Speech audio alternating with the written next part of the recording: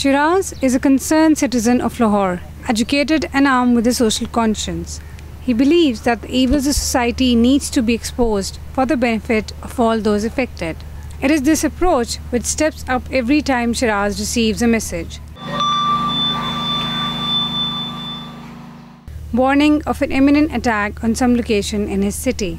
He promptly forwards it, wanting to inform as many people as possible about such threats. When I get such messages, it's all about life. People talking about death and blood and smokes and bomb blasts. I don't think there would be somebody who's sending nonsense messages concerning somebody's life. And even if he's sending that, I don't mind. I would still forward them. Given the brutal acts of terrorism, Lahore has seen this year activities may be seen as useful and essential to people like Shiraz, who believe spreading text messages or emails warning of such attacks are necessary. However, Ahmed does not agree. He immediately deletes such messages, terming them a joke that's not funny. I think that they are least important. If I am sending these messages to my other friends, that doesn't mean that I am asking them to prevent themselves from such incidents. Because they are just like a joke. I'm getting such messages since long, and I don't know who are the people behind it. Many Lahoris believe that such messages are little more than propaganda pieces, designed to drive fear and panic into the hearts of the people, and don't pay much heed to it. But some believe that these messages do have negative impact on their daily life.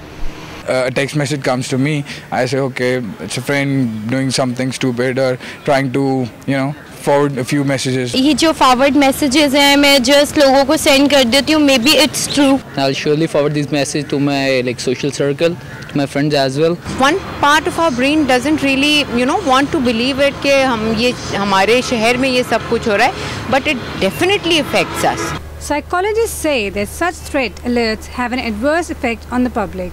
They are exposed to a lot of anxiety disorders. They are exposed to depression, or sometimes acute psychotic episode or acute stress-induced events. The government has taken notice of these text messages. In a press conference on April 13th, Interior Minister Rahman Malik said that any people sending such texts will be tracked down and their messaging services will be suspended. लोगों को demoralise करने की कोशिश की जा रही है. मैं अब विद फुल अथॉरिटी बताता हूं कि this is only restricted to the SMS services. ये भी इस वक्त नेगेटिविटी हो रही है. अगर ये एसएमएस बंद ना हुए तो government will have to consider to block these SMS permanently. But are such texts and emails tantamount to criminal activity?